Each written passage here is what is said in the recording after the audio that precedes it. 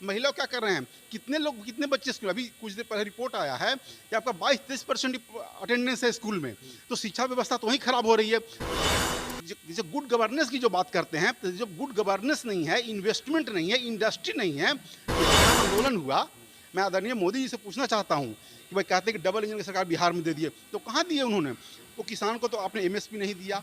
दूसरा चीज़ क्या है कि किसान जब तक किसान अन्नदाता को जब नहीं विकास कर पाएगा तो बाकी लोग कैसे हो पाएगा? कहाँ आप सम्मेलन में बोलते थे कि 60 लाख करोड़ देंगे, 70 लाख करोड़, 1 लाख करोड़ देंगे, आपने कहाँ दिया? जितने भी यूनिवर्सिटीज़ हैं, कुछ यूनिवर्सिटी को बोला था कि सेंट्रल यूनिवर्सिटी का दर्जा देंगे, तो आपके पास समय था, लेकिन आपने कुछ नहीं किया। इसलिए तो बीमारू कहते हैं, कुछ प्रदेश बीमारू थे, पिछड़ा थे, आज भी तो ही हमारी पायदान पे है ना। अपनी स्थिति की कंपेरिजन कीजिएगा और भी स्टेट से, तो यहाँ पे हम एक बात आगाह करना चाहते हैं पूरे बिहार के युवाओं से, और उन्हें मैं एक एहसास दिलाना चाहता हूँ कि भाइयों, कोई भी स्टेट या कोई भी देश एक लीडरशिप से बदलता है। तमिलनाडु बदला, कर्नाटका बदला, और भी दूसरे राज्य, महाराष्ट्र डेवलप क्यों हुआ? वहाँ लीडरशिप थी। यहाँ पे लीडर की कमी है, जो सरकार में बैठे हुए हैं सत्ता में, ये सिर्फ अपने लिए काम कर रहे हैं। तो हमें एक नया लीडर, माननीय नेता प्रतिपक्ष तेजस्वी यादव को मुख्यमंत्री की गद्दी में बैठाना है 2025 में। युवा प्रदेश कार्यकारिणी का जो बैठक हुआ, इसका मुख्य मुद्दा क्या था? इसका एजेंडा ये था कि तेजस्वी यादव जी को अगला मुख्यमंत्री कैसे बनाया जाए 2025 में। एक सारे युवा मिल करके एक मिशन विकसित बिहार की ओर जा रहे हैं हम लोग, कि बिहार को विकसित कैसे बनाना है। वो तो जंगल राज की बात कर रहे हैं ना। देखिए, जंगल राज की बात कैसे करते हैं? देखिए, होता क्या है ना, आप नीति आयोग का रिपोर्ट देख लीजिए ना, 173 या 169 पैरामीटर पे वो जो रैंकिंग दिया है बिहार का, आपका रैंकिंग 33वां है। हर पैरामीटर पे आप फेल हैं। तो बिहार को 15 साल से किसकी सरकार है? डबल इंजन की सरकार है ना यहाँ पे। 2005 से देखा जाए तो कभी बीजेपी, हमेशा बीजेपी और जदयू का शासन रहा है, लेकिन फिर भी इतना पिछड़ा क्यों बिहार है? इनके पास सारा सत्ता है, सारा सुशासन है, गुड गवर्नेंस है कहाँ? आप बता रहे हैं, एक बात बता रहे हैं, बजट जो भी अनाउंस हुआ, बजट में देखा गया तो 4 पिलर बताया है इन्होंने। एग्रीकल्चर को बताया है, इंफ्रास्ट्रक्चर को बताया है, इंडस्ट्री को बताया है, और इन्वेस्टमेंट को बताया है, और एक्सपोर्ट को। लेकिन आप बताइए कि इन्वेस्टमेंट कहाँ है? अभी आप चिराग पासवान की बात कर रहे थे ना कि भाई युवा जोश चिराग पासवान हैं, तो मैं कैसे उनको मानूं? आप तेलंगाना के चीफ मिनिस्टर रेवंत रेड्डी गए दावोस, जो अभी इन्वेस्ट समिट जो था वहाँ पे, वहाँ से 1,78,000 करोड़ का इन्वेस्टमेंट लेकर के आए। महाराष्ट्र के सीएम देवेंद्र फडणवीस लेके वहाँ से इन्वेस्टमेंट लेके आए, गुजरात के लेके आए। तो चिराग पासवान जी गए थे दावोस में, वो क्यों इन्वेस्टमेंट लेके नहीं आए? तो बिहार के लिए क्या, आप कहते हैं ना कि बिहारी फर्स्ट, चिराग पासवान जी का नारा है ना। तो भाई आपने कितना इन्वेस्टमेंट लाए, इतना खर्चा कर रहे हैं, तो बिहार में इन्वेस्टमेंट कहाँ आया आपका? आपका बिहार तो पीछे जा रहा है। और यदि आप कहते हैं कि अच्छी सरकार है, आप हर पैरामीटर पे देख लीजिए, शिक्षा में सुधार नहीं हो रहा, स्वास्थ्य, जो कहते हैं स्वास्थ्य ही अस्वस्थ है, तो स्वास्थ्य कहते हैं ना, अस्वस्थ है स्वास्थ्य हमारा। शिक्षा में करप्शन है, हर जगह बीपीएससी का एग्जाम देखिए आप। तो आपको हम लोग जो देखिए, हमारी जो युवा जोश जो है, तेजस्वी प्रसाद यादव जी को मुख्यमंत्री इसलिए बनाना है क्योंकि हम लोग मिशन मोड में काम कर रहे हैं, क्योंकि मिशन विकसित बिहार का है, नहीं कि सिर्फ अपना पेट भरना है। तो हम लोग जितने भी युवा 5 मार्च को आगामी जो हम लोग युवा चौपाल या युवा समागम कह सकते हैं, ये हम लोग को दिखाना है कि करने जा रहे हैं आप लोग?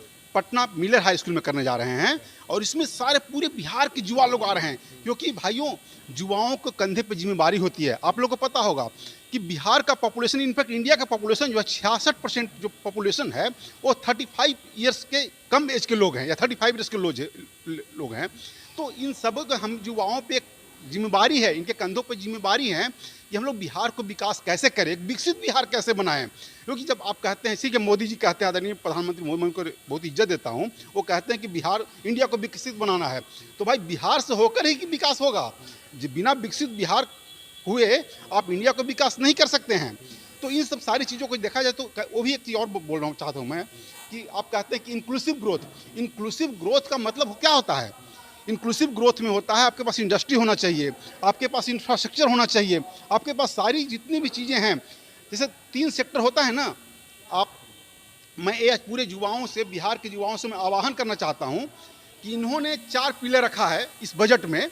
युवा पे कहा कि मैंने युवा पे काम कर रहा हूँ, महिला पे काम कर रहे हैं हम, ठीक है ना, उसके बाद बोला कि भाई गरीब पे काम कर रहे हैं, किसान पे काम कर रहे हैं। तो 4 पैरामीटर, 4 स्तंभ हैं हमारे इकोनॉमी की, 4 स्तंभ बताए इन्होंने, और इन चारों को मजबूत करना है, तभी विकसित बिहार और विकसित भारत बन पाएगा। लेकिन एक कहाँ विकास हो रहा है भाई? अब युवा पे क्या करें? युवा को रोजगार तो आपने दिया नहीं, तो एक पिलर तो आपने खत्म कर दिया। महिला क्या कर रहे हैं? कितने लोग, कितने बच्चे स्कूल, अभी कुछ देर पहले रिपोर्ट आया है कि आपका 22-23% अटेंडेंस है स्कूल में, तो शिक्षा व्यवस्था तो वहीं खराब हो रही है। तो महिला कहाँ जाएगी? अब इतनी सारी हर तरह की दुर्व्यवस्था है, हर तरह का कांड हो रहा है बिहार में, है ना। मतलब जो गुड गवर्नेंस की जो बात करते हैं, तो जो गुड गवर्नेंस नहीं है, इन्वेस्टमेंट नहीं है, इंडस्ट्री नहीं है, प्राइमरी जो कहते हैं, ठीक है, कहते हैं अब किसान एक पिलर है, तो किसान को आपने क्या किया? किसान आंदोलन हुआ। मैं आदरणीय मोदी जी से पूछना चाहता हूँ कि भाई कहते हैं कि डबल इंजन की सरकार बिहार में दे दिए, तो कहाँ दिए उन्होंने? वो किसान को तो आपने एमएसपी नहीं दिया। दूसरा चीज़ क्या है कि किसान जब तक किसान अन्नदाता को जब नहीं विकास कर पाएगा, तो बाकी लोग कैसे हो पाएगा? जब आपके पास कहते हैं ना कि फूड, फ्यूल और फर्टिलाइजर, ये 3 चीज़ सिक्योरिटी होना चाहिए। आपके पास फूड सिक्योरिटी होना चाहिए, फर्टिलाइजर होना चाहिए और फ्यूल होना चाहिए। तो यहाँ कहाँ है? कुछ नहीं हो पा रहा है बिहार में। आप यदि बिहार की जैसे बताइए, 15 साल से आपने यहाँ पे काम किया, नीतीश बाबू थे और साथ में बीजेपी के भी थे। बताइए कि 15 साल में क्या किया आपने? यदि आपके पास, आप कहे थे कि बिहार को विकसित बनावेंगे, तो न तो विशेष राज्य का दर्जा क्यों नहीं दिया आपने कोई सो?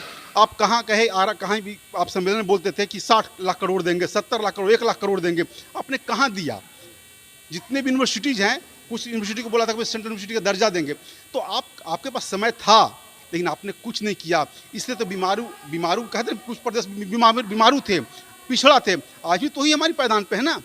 अपनी स्थिति यदि कंपेरिजन कीजिएगा और भी स्टेट से, तो यहाँ पे हम एक बात आगाह करना चाहते हैं पूरे बिहार के युवाओं से, और उन्हें मैं एक एहसास दिलाना चाहता हूँ कि भाइयों, कोई भी स्टेट या कोई भी देश एक लीडरशिप से बदलता है।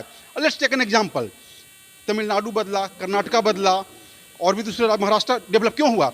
वहाँ लीडरशिप थी। यहाँ पे लीडर की कमी है, जो सरकार में बैठे हुए हैं सत्ता में, ये सिर्फ अपने लिए काम कर रहे हैं। तो हमें एक नया लीडर, माननीय नेता प्रतिपक्ष तेजस्वी यादव को मुख्यमंत्री की गद्दी में बैठाना है 2025 में, और मिशन विकसित बिहार बनाना है।